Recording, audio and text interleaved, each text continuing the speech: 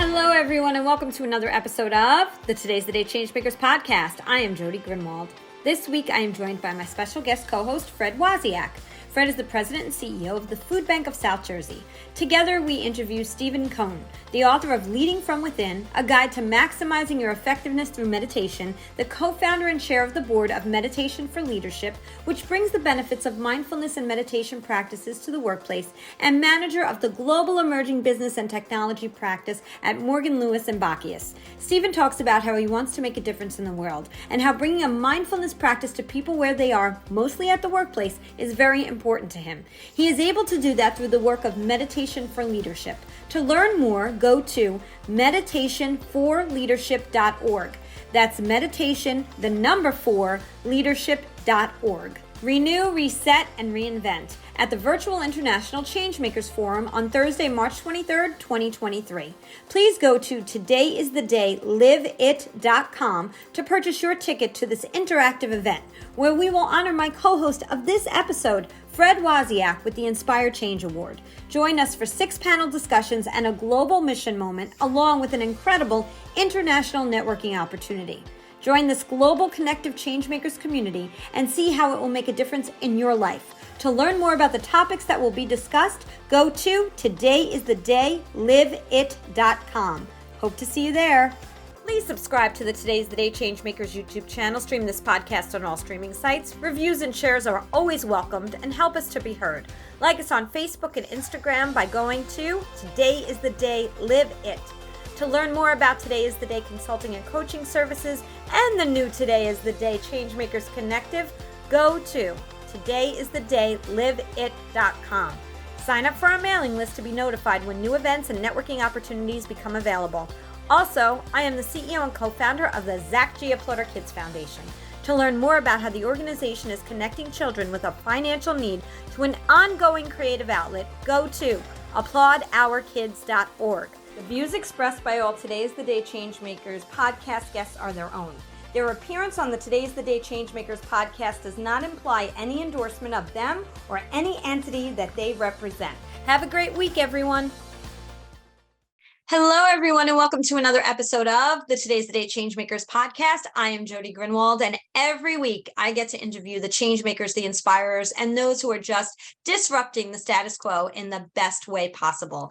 And today I'm super excited because I have someone who is co-hosting with me, who is a mentor, an incredible human. He's also the Inspire Change honoree for the 2023 International Changemakers Forum, Fred Wasiak, who is the president and CEO of the South Jersey Food Bank, the Food Bank of South Jersey. Fred, I always get it the opposite way. The Food Bank of South Jersey. Hey, Fred, how's it going? It's going well. Good morning to both of you. It's nice to be here.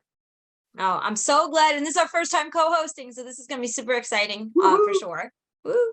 And then Fred did an amazing thing. He introduced me to Stephen Cohen. Hi, Steve. How are you? Good. How are you today? I am good. I'm good. And before we're going to get into this really dynamic conversation, I just want to let the listeners know a little bit more about you. Okay. So Stephen Cohen is the author of Leading from Within, a guide to maximizing your effectiveness through meditation, the co-founder and chair of the board of Meditation for Leadership, which brings the benefits of mindfulness and meditation practices to the workplace, and manager of the global emerging business and technology practice at Morgan Lewis and Bacchius. Yes. Awesome. I got it right. And AM Law 50 law firm. Incredible. And for those who are watching via the YouTube channel, you can see, and I know, Fred, you have yours also. You could see the Leading from Within book right here. It's a comprehensive book. We're going to get into what it's all about and why Steve wrote the book. But for now, we're going to start, Steve, as I always do, going a little bit back into your past and talking about where you were born and a little bit about your childhood. Sure. I was born in suburban Philadelphia, and very typical sort of suburban, I think, childhood. I played sports. I played Little League. I played high school football. I played tennis.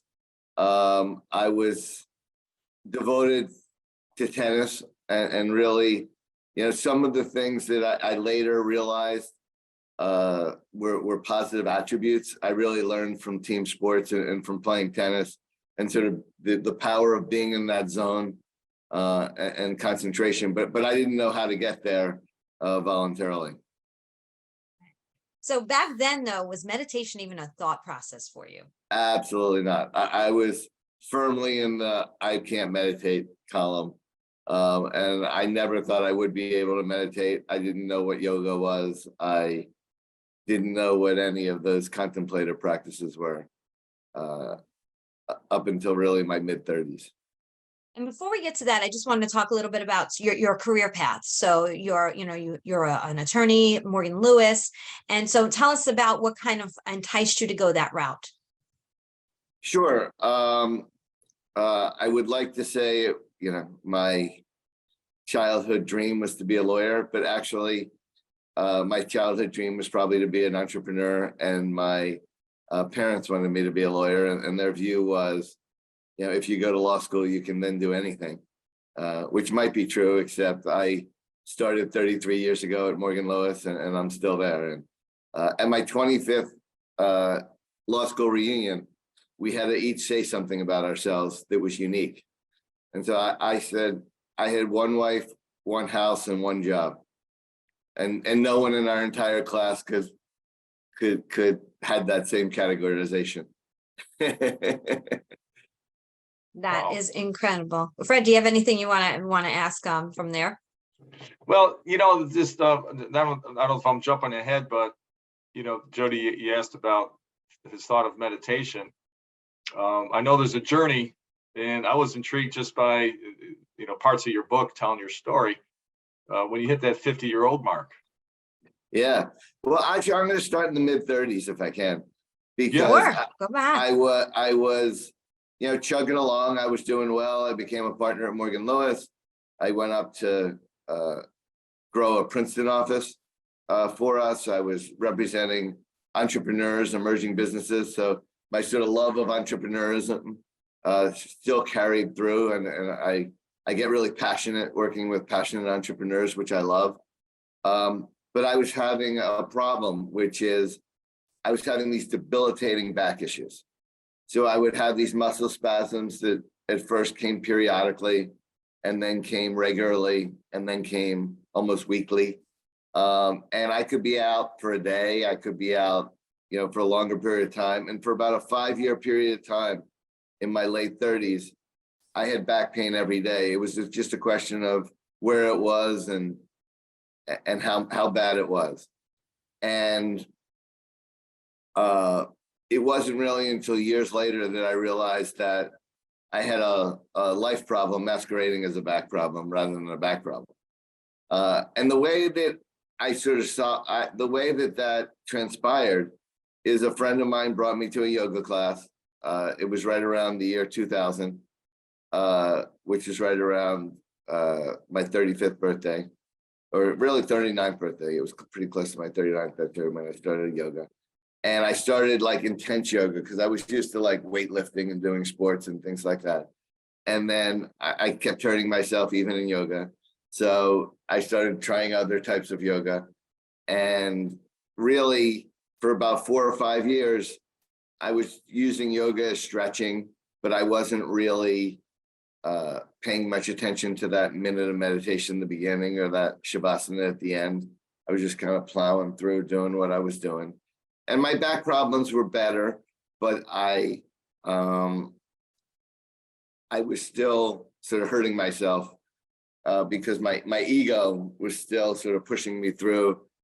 And then, as Fred alluded, when I turned 45, about 1 week later, I was playing tennis, and I had started playing tournament tennis again. And so I was playing in a tournament, and I played a little bit more than I would on a normal day. And I ruptured my Achilles tendon. So all of a sudden, it was one of those things. It was a classic. I turned around to see who might have thrown a ball that hit me in the back of my leg, and then all of a sudden just sort of went down. And back then, I didn't have a home office set up like I do now, where I could just bring my laptop, my stuff, keep going. I had a desktop back then. And I used to do, all or most of my work at the office. So I actually was off for about 10 weeks.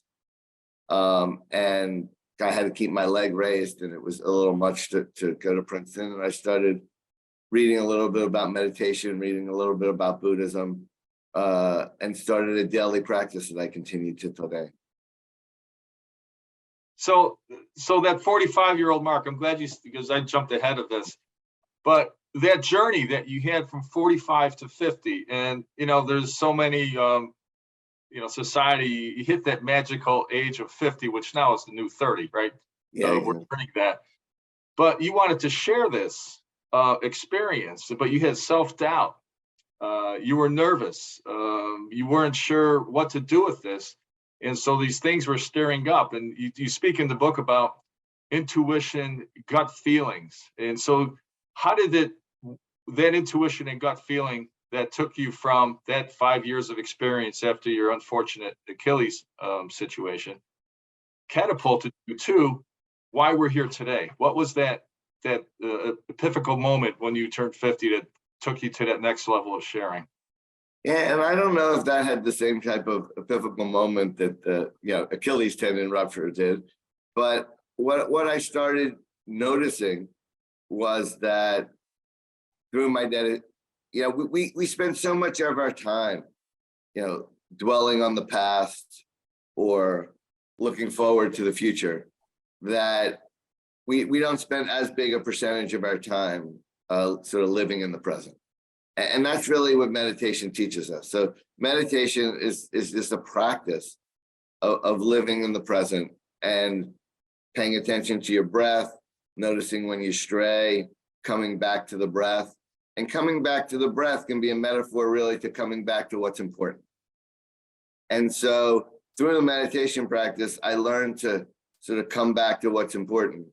And what's often important is, your relationships, right? And they're your personal relationships, your family relationships, your client relationships, what your clients are what I've been working on. And so without really setting an intention, I just started being a little more in the present moment. I became more aware, more observant. And that helped me improve my connections. And my legal practice tripled and sort of has remained at that tripled level for the last 10 years. And it wasn't really, it happened not because I meditate, but because of the benefits that came from meditation. So I was telling someone the other day, I don't meditate to become a better meditator. I meditate to become the best version of myself. And the best version of myself really started to come out during those years. And then I was able to be sort of more in the flow. And like when I used to play tennis, I used to call it being in the zone, where you're really there. And, it really reminded me, the best match I ever played in tennis, I was in a tournament when I was a teenager and I was injured. And I was playing someone who was like the 10th ranked player in New York. And I won that match injured because I was paying so much attention, because the injury was keeping me sort of in the zone. Like I couldn't leave it. My mind didn't wander. I was just trying to get point to point. And that's really what I started doing more is really paying more attention in every conversation, to each person that my intuition said was important to me. And good things just started happening. I just want to ask Fred a question real quick here, because this is important. So Fred was on the podcast last year. And so what is your saying about being present? Oh boy. I know I'm putting you on the spot. Something about being in the presence of others, right? Yeah. Being present in the presence of another is a present.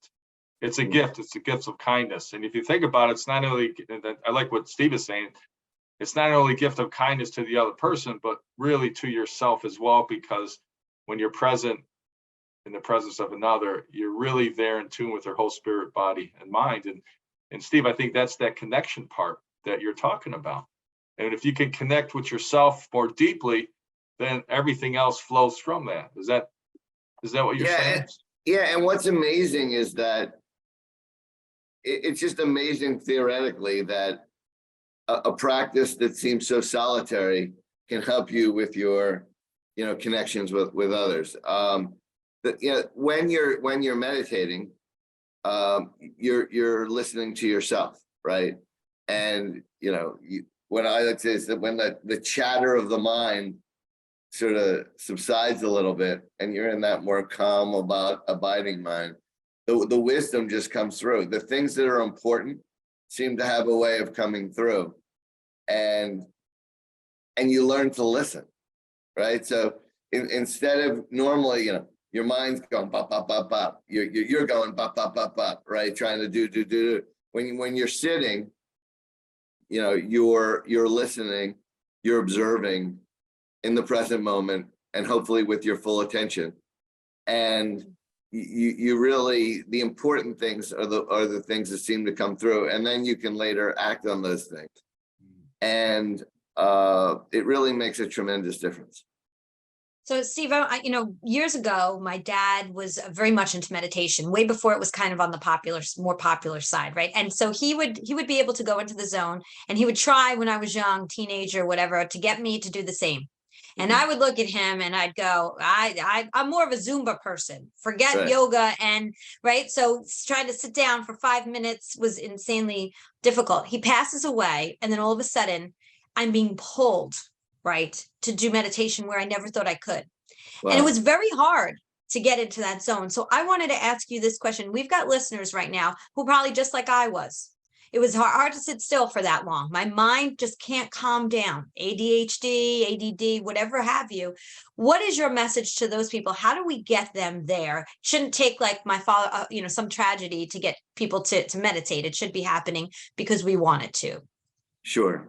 Well, I think there are 3 reasons why people don't meditate. Because we who meditate sort of realize how wonderful it is and wonder, well, why isn't everyone doing this? And I think there are 3 fundamental reasons. One is lack of exposure. So not everyone wanders into a yoga studio before, because they had debilitating back pain, or wander in a yoga studio for whatever reason. And honestly, if I didn't have to, I probably wouldn't have either, right? So that's not a judgment. It's just a question of what we become exposed to, or a Buddhist ashram, that's not a large percentage in the United States. The second is when we get exposed, it's often in a language that doesn't resonate with us.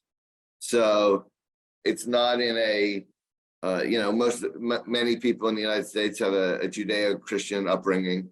And some of the language that's used in yoga and meditation and Buddhism and Sanskrit words might turn people off, and that happened to me too. I'll tell that story a little later if we get to it. But the third reason is most people have a fundamental misunderstanding of what meditation is. So I still go into a group of 20 people, and 18 of them have a fundamental misunderstanding of what meditation is and what everyone else is doing. Because what most people think is if there's 20 people that have their eyes closed and they're sitting there and look like they're meditating, that everyone else but them has a completely quiet mind while their mind continues to create thoughts and do different things. And so they come to the conclusion that they can't meditate. But meditation is not completely quieting your mind. First of all, you can't control your mind. Right? Your mind creates thoughts like your stomach digests food and your lungs breathe air. You can't eat your breakfast and say, stomach, don't digest that food. Right? You can't say to your mind, I'm going to meditate now. Don't create thoughts. That doesn't work. What meditation is being in the present moment with your full attention and without judgment. And when you're sitting, what you're doing is you're just sitting in the present moment with your full attention and without judgment. And you notice your breath. You might notice your nose itch. You might notice your arm hurt. All of that is good, right? So you just notice and you let that go. And you notice what thoughts pop into your head and you just let those go. You say, oh, that's interesting. And then you might focus back on your breath. And after you get in, what we called a moment ago, the zone or that meditative state, then all of a sudden what you find, it's miraculous, which is that the most important thing seems to pop up in the pause. seem to pop up in the silence. And you can let those, you can observe and let those go. You can let them go in a little bit of a, for a couple minutes, couple seconds, couple minutes, and see where that process goes. And whenever you're ready, you can focus again on your breath and sort of start again. And that's really what happens during meditation, is you try and keep in that present full attention, observing what is happening. And then the hardest part, which we can talk about later, is the without judgment.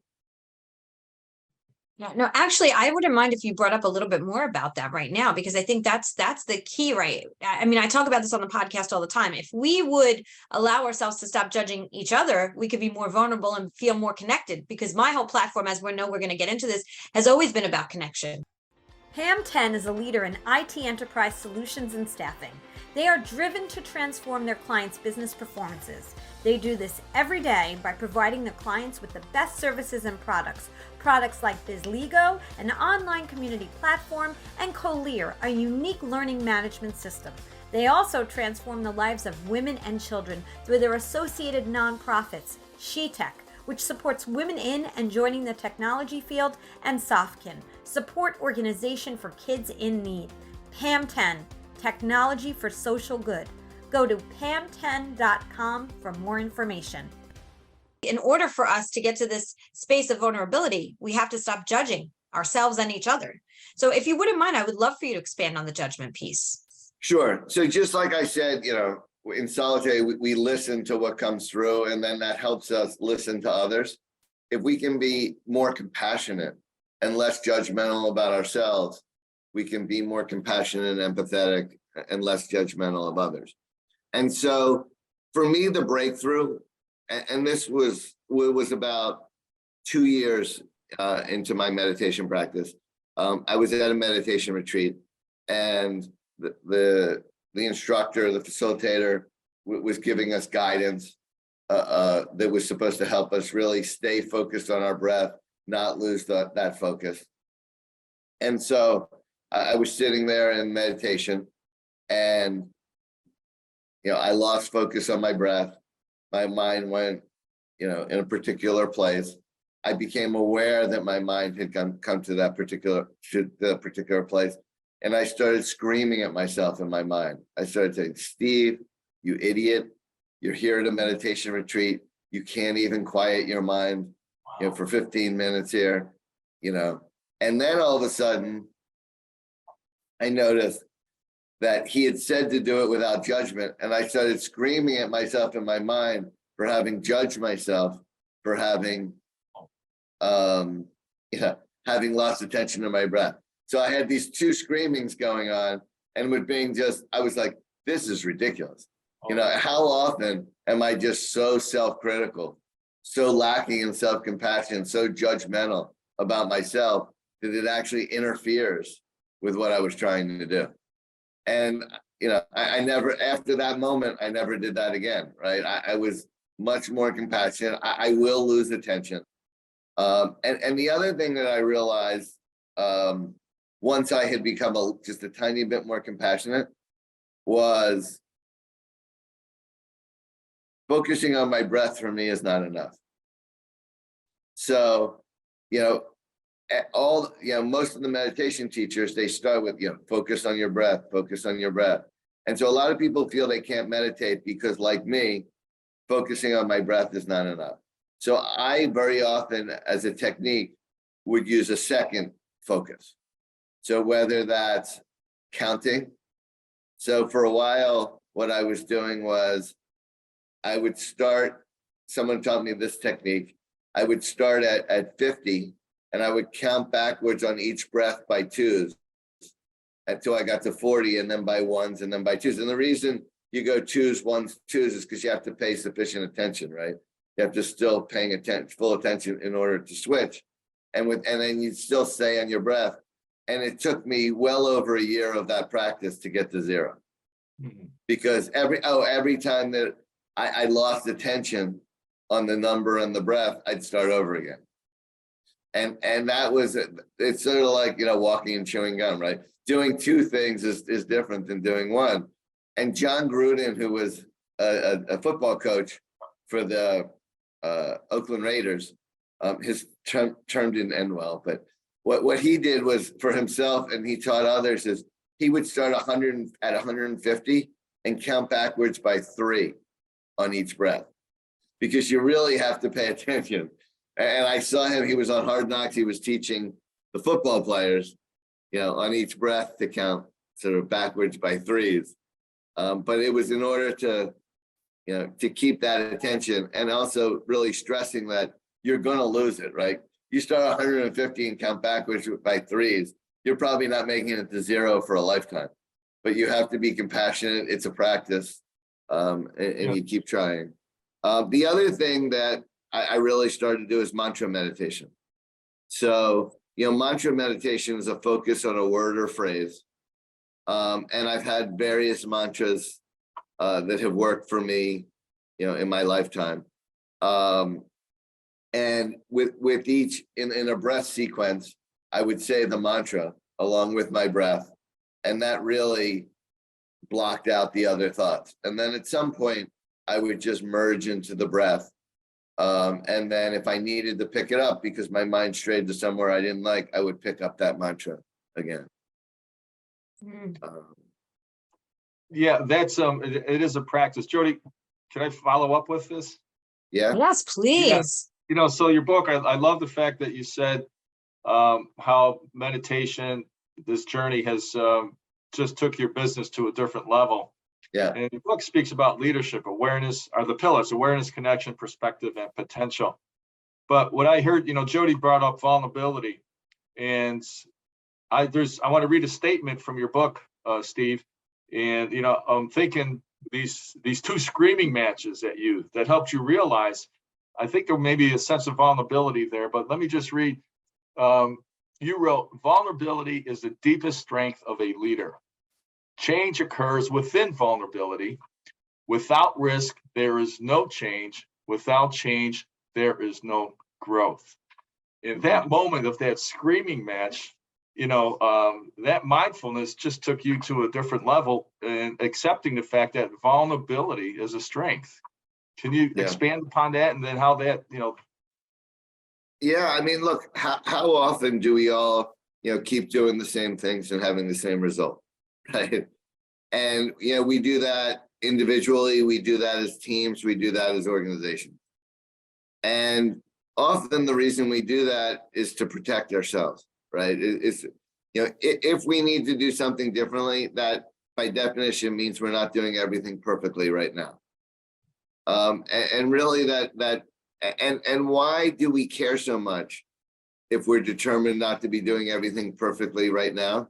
Because we're very judgmental and we lack compassion, to ourselves, right? And so once you start to have a little bit more compassion, a little bit more acceptance of the fact that, you're not doing everything perfectly, the people around you are not doing everything perfectly, your organization as a whole is not doing everything perfectly. And that's, even if you make some changes, it's still probably not going to be doing everything perfectly, right?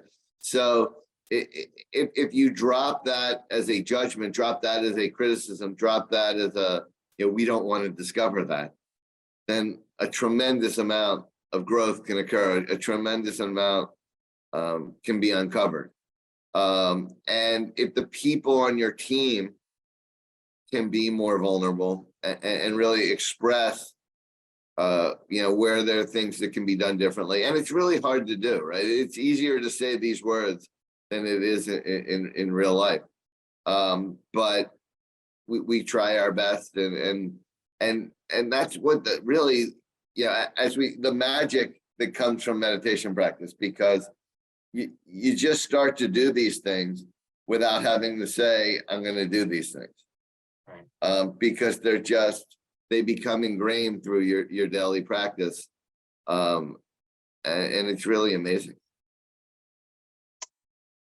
Go ahead, Fred. Were you going to say something? Yeah, no, that's good, because it's, what you're talking about is building the mind muscle versus the brain muscle. And you also talk, and thank you for that answer. That helped clarify sharing that. But there is a difference between the mind and the brain, and you speak about that within your book.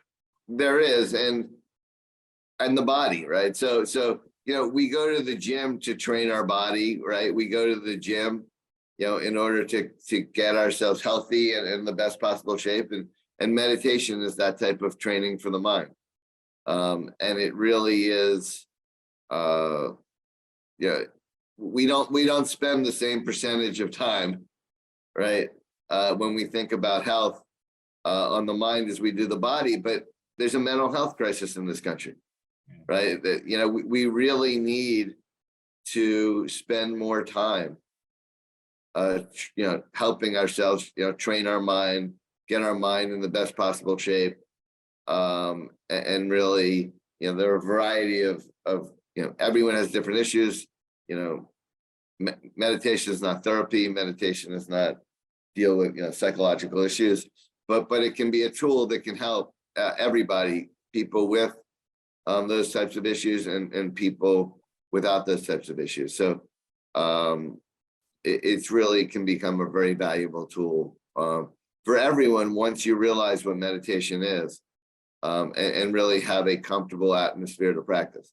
In Meditation for Leadership, we have one-on-one mentors that help people develop their meditation practice to break through their own barriers. I think everyone needs a teacher. At least I need a teacher. I shouldn't say everyone.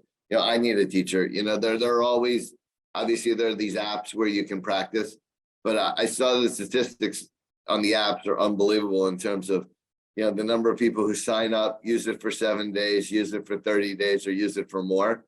A tremendous percentage of the people that have apps, use it for less than 30 days and then continue to pay for it. So it's a good business model, but it's not. It's very hard to go from not meditating to meditating, just using an app. But for those that can and those who do, it's wonderful, and they're great reinforcement techniques. But most people need a teacher, need a group, need some structure in developing a practice.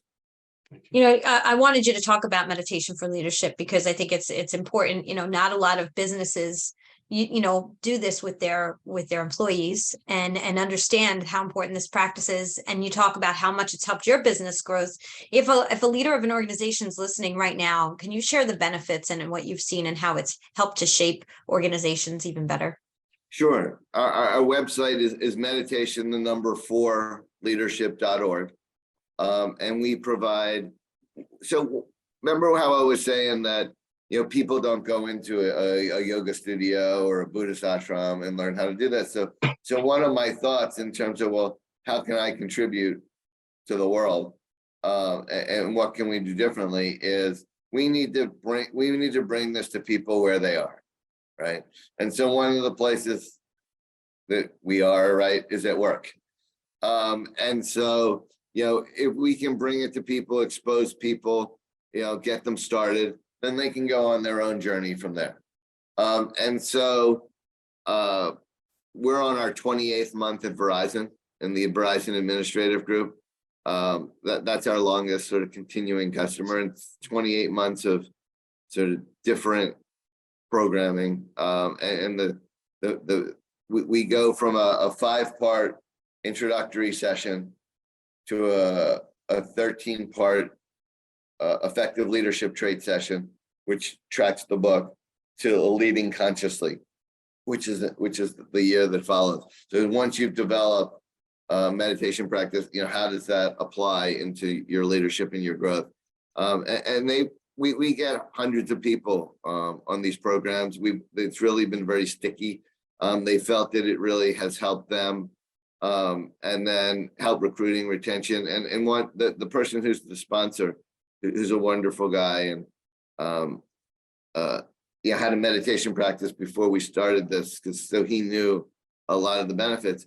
He said that people will often come up to him that he didn't even remember were on the session or this and that, and they'll talk about things and how they applied it at Verizon. Or he was in an interview once with someone who just started talking about the program to a new recruit, and he was like, "Oh wow, I guess," and how meaningful it had been in their life, and he had no idea, right? So, once if we can meet people where they are and get involved, It can really mean a tremendous difference. We've been in small companies, we've been in larger companies.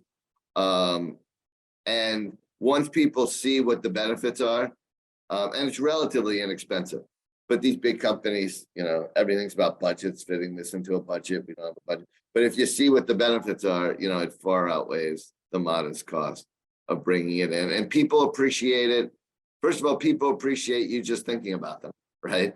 People appreciate that you care about their development, their welfare. And then just like me, the benefits kind of creep in, right? So people come in for the stress relief. They find the leadership benefits and the personal and relationship benefits along the way. Yeah, Jody, and if I could jump in here, that the Food Bank of South Jersey has been on a mindfulness journey, and actually the meditation for leadership. Last fall, we did have a workshop session with our staff, with Steve's group and leadership, and we're looking to continue that because we felt it was very positive for our staff and the journey that our staff is on in serving the community. So yes, if there's an endorsement, it's right here. Thank you. That is wonderful. So talk to us a little bit, and I know, Fred, you might have been asking this question, but I'm curious now at this stage, like about your meditation practice and what you do. Sure. So I go in streaks. So and right now I'm on a mantra meditation streak. And I really, as we started the new year, I really wanted to sort of step back and gain some perspective and really sort of see what came through for sort of my next chapter. So my mantra right now, it's based on a sort of traditional mantra, but I changed it because I always do. And it's be the change you want to see, both in the world and within you. So it flows on the breath. Be the change you want to see, both in the world and within you. And so I'll say it on the breath and pause and just see what comes through. And then say it on the breath and pause and see it on the through. And what's the great thing about mantra meditations? And there's many mantras as there probably are people in the world, right? So you can develop anything that can be based on a prayer or a song or just to be or there are lots of different things you can use as your mantra. But a great mantra is rhythmic, right? It has meaning. So that's why I like this mantra. It's rhythmic, works on the breath and has meaning to me. And so that's what I've been doing lately. One of the most life-changing mantras was the loving kindness mantra. So I think that was probably one of my breakthrough practices, where I really found that it impacted my relationship development. And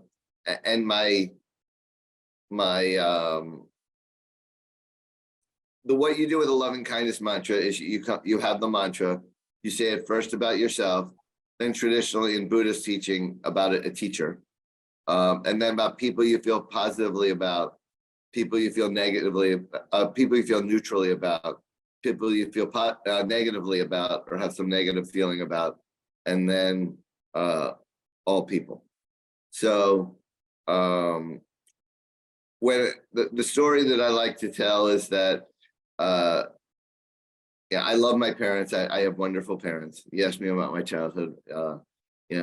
And as I grew older, I found that when my mother called me, I would instantly sort of tense up and I would be like, oh, my mother's calling me. And she would say hello and I would express attitude in my voice. Right? Just already, right? So she got me at hello. She actually got me before hello. She got me when I saw her number, right, on the phone. And so we had this dynamic where all she would say is hello. I would come back annoyed. she would then come back to my annoyance annoyed, and we had this little dance that was not productive. So when I went to a loving kindness meditation, weekend. I developed my loving kindness meditation, and one of the things you're supposed to do is not sort of plan who you're gonna focus on when you're saying the mantra, and so you let it come to you. So I would go, my family would often come to me first when I was on the positive people, and so my wife, my kids, my parents, and then on the people with whom I have difficulty, right? My mother would come back, and I would say the mantra again and try and sort of release some of that difficulty. So I was doing that every day. I just, as part of the retreat, we were supposed to do it every day for a month. So about 3 weeks in, and I didn't tell my parents, I don't think they knew I went on a meditation retreat, let alone I did loving kindness or any of this stuff. So so my mother says to me, I really love how much our relationship has improved. I said, what? She said, well, lately, you've been asking about me. You've been, listening to what I've been saying. I really felt that our relationship has gotten so much better. I was like, really? And then from there, it never went back, right? I mean, my mother still annoys me, but she actually has to do something to annoy me, right? So she doesn't annoy me at hello. She has to actually do something. But it really has been life-changing, in that relationship. And then, there are other stories I can tell, but I think that one serves the point. Wow. Yeah. In the book is my loving kindness meditation. If you want to take a look at it, it's under that section. So again, it's a variation of a traditional loving kindness meditation that worked for me. That's a great story. God bless your mom. Yeah, she's unconditional 85. love on her end for you, Steve. She's awesome. Yeah, it's awesome. You just quickly mentioned the book. I encourage anyone who's on a journey of leadership, growth mindset, but how mindfulness. That book is so well written, so logically laid out with application, using mindfulness and different techniques and practices just to help through leadership. And just the research that you have done and brought other skilled mindset individuals into your book. But the 4 pillars: awareness, connections, perspective, and potential. Steve, out of those 4 pillars, which one means the most to you and why?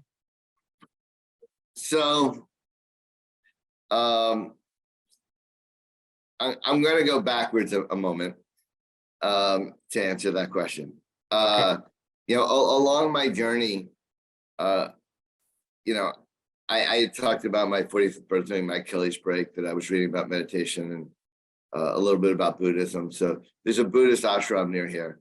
And I started going, they have they're open Saturdays, one day a month. And my wife and I started going and going to meditations. And you go in and you sort of, you bow. There's Ganesh. They talk about, different Sanskrit things. And we like them. I like the meditation, but there was a dissonance that was created in some aspects of the traditions that didn't make me feel fully comfortable. And I at some point was like, this isn't where I'm going to go, for the rest of my practice. And I wandered into an introduction to Kabbalah class that was interestingly taught by a rabbi who years later became a Buddhist monk, but that's an aside. But in Kabbalah, they talk about the 4 worlds of their physical world, your emotional world, your mental world, and your spiritual world, right? And the epiphany of Kabbalah is unlike Buddhism, which was an 8-part linear path. In Kabbalah, there are these 4 worlds, and they're happening contemporaneously. So you live contemporaneously in your physical world, your emotional world, your mental world, and your spiritual world. And they sort of tie together like concentric circles, right? And that's how I think about awareness, connection, perspective, and potential, right?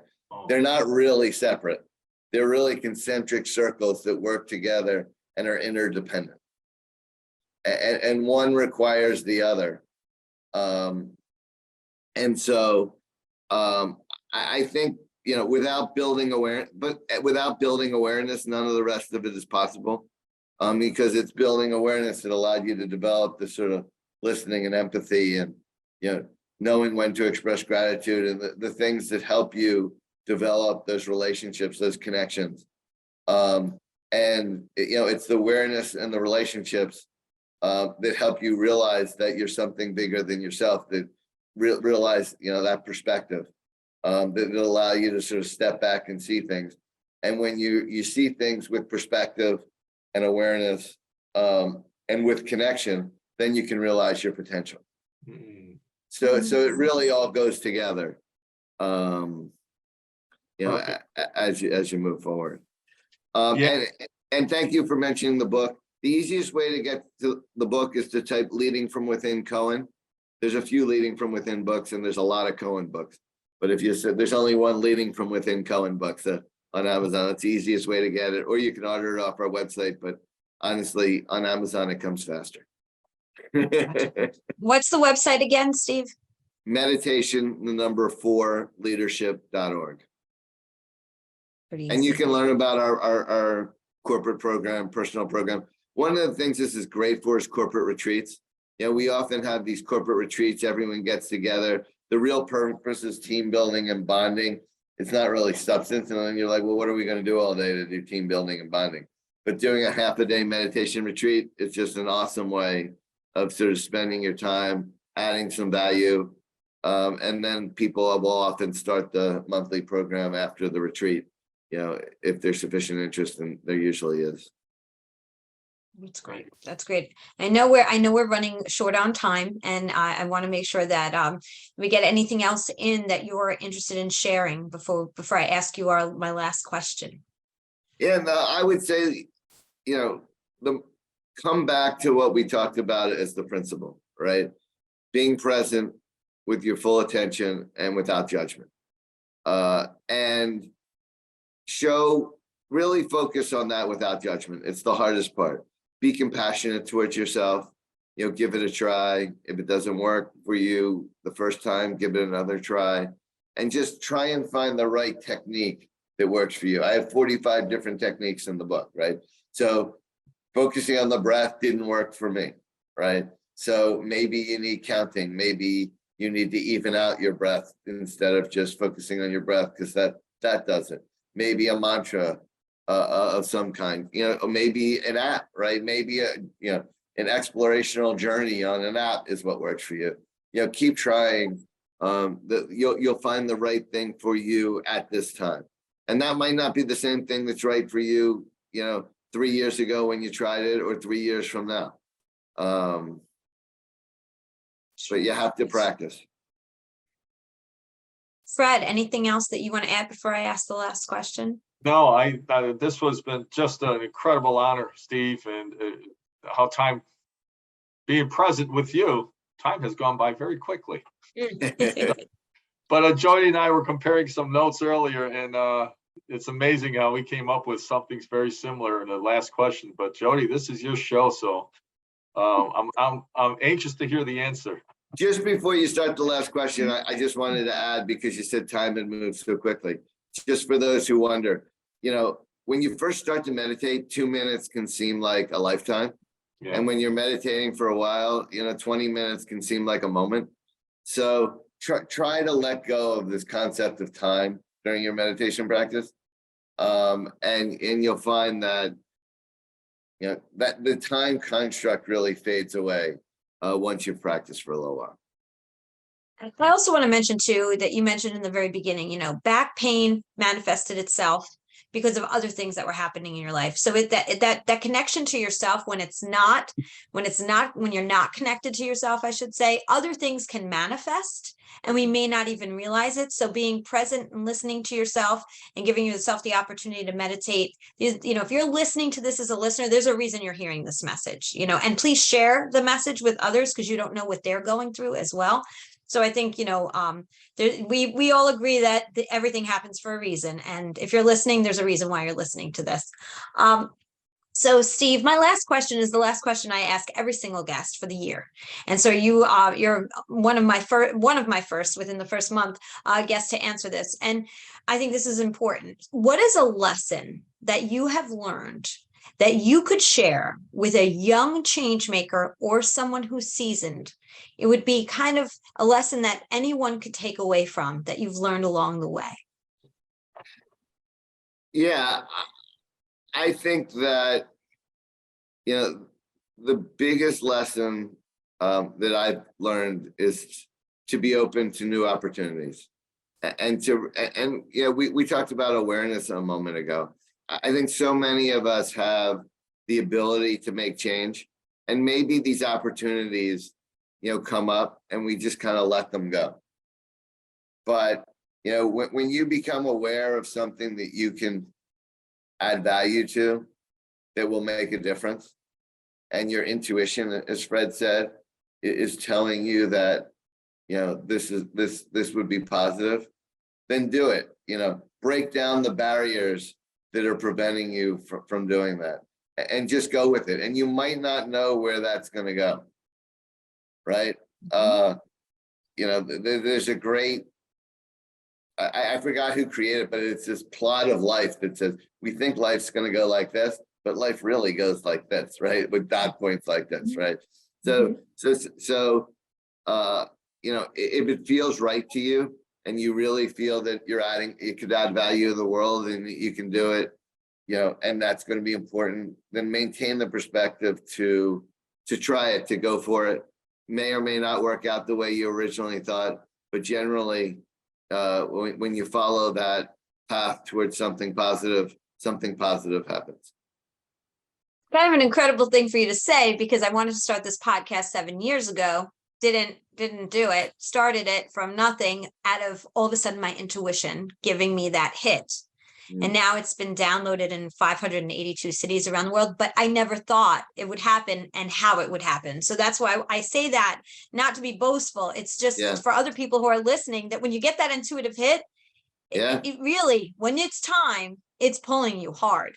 Yeah, you were born to do this. You're doing a great job, and really appreciate you bringing me along. Appreciate you bringing Fred along.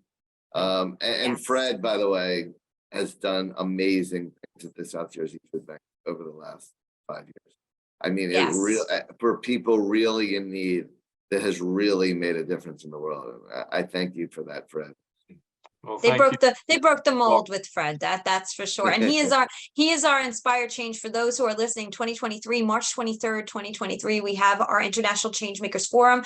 I hopefully coming soon, we'll have an announcement, and Steve will be a part of the event as well. And but Fred is our inspired change honoree for all the work that he's done, the mentorship he's given me. He's an incredible human being. So I'm grateful. So you can purchase tickets at todaystheday.liveit.com. It's going to be 6 panel discussions, mission moment, a global mission moment, and then also keynote speaker and an international networking. It's an incredible opportunity to meet people you would not normally meet, and to get vulnerable, because we say bring your A game of authenticity, not your A game of armor.